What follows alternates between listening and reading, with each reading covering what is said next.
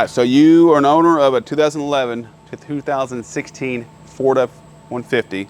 It's got the EcoBoost in it. It's a 3.5. They call that a Generation 1, okay? They're pretty reliable, to be honest with you. You know, like anything else on the market, they do have their tendencies to have failures, but if you maintain these vehicles, they go a long time. Usually you can exceed 200,000 plus miles to do timing on, but if you don't maintain them, that gets short-lived really, really fast. This one here has 145,000 miles, and what's a complaint is when you start up in the mornings, it rattles. And we'll insert a clip here so you'll hear it. It's on 2017 newer, this is extremely common. They had an issue with the phasers, and they came out with a new style of sprocket that solved it.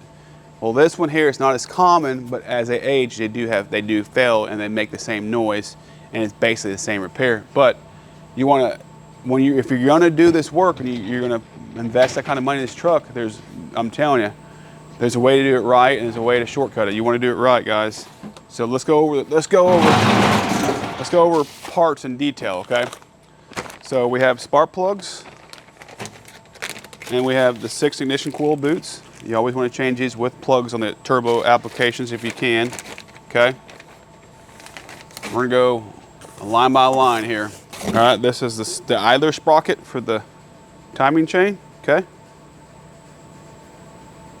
We change these with mileage over in there. Only makes sense.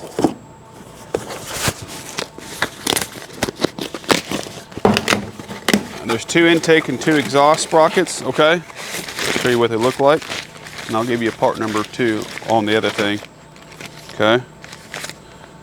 All right. Like I said, there's 2 intake and 2 exhaust, okay?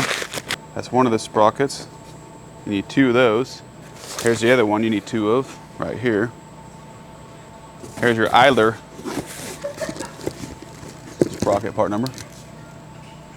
All right, here's a power steering drive belt, which I kind of broke that open pretty good. Should be a water pump, yeah. Part number for this year. Always check that water pumps they differ from year to year, so I tend to give you a pulley with it. Here's the water pump right there. Okay. You got 2 valve covers. You have a driver and passenger side. Always change the valve covers out. They're plastic, guys. Here's the numbers off it. You're wasting your time just doing a gasket, and it's going to come back and bite you in the butt. You're going to do the work, and it's going to return, or it's going to leak on you. Not when, if, it will. It's a guarantee. We've done this before. We learn from mistakes. We get better. We know what not to do next time. So we've done exactly that.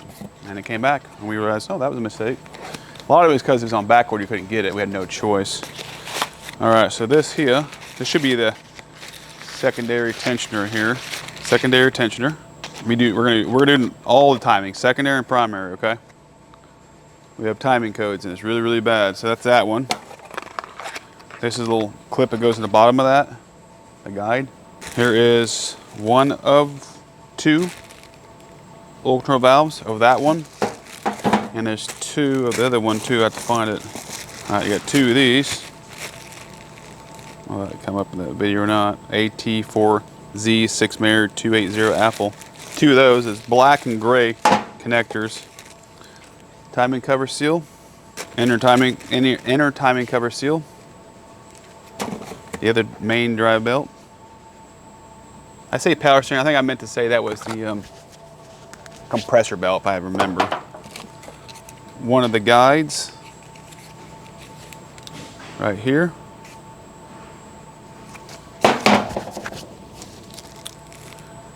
This is a seal. I believe this is a radiator hose seal, lower radiator hose seal, coolant housing seal. One of the guides for the primary timing chain, crankshaft bolt. Okay. Intake gaskets. There's 6 of them.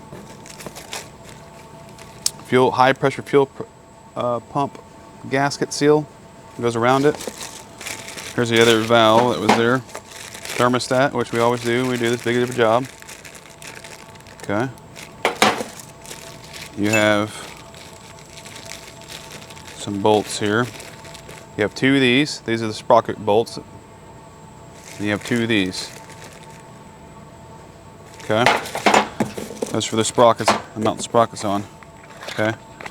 We have a gear for the crankshaft. We have timing codes. We're doing the gear. Makes no sense not to. Okay. We don't go back to anything used. You go back to new stuff. This is the other tensioner, which like I said, you'll need 2 of these. I showed that to you earlier. Should be the small chain for the secondary. Okay. Like I said, it's a little bitty chain. You have 2 of these. They're exactly the same. Okay. Thermostat seal. There's 2 of these. This is a high pressure fuel pump mounting plate O-rings. There's 2 of them on the back of it. Look like those. They're the same. This is a guide. One of the upper guides.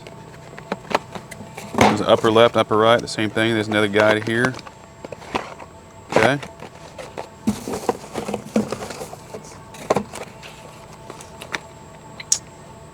Okay, that should be the tensioner for the primary chain.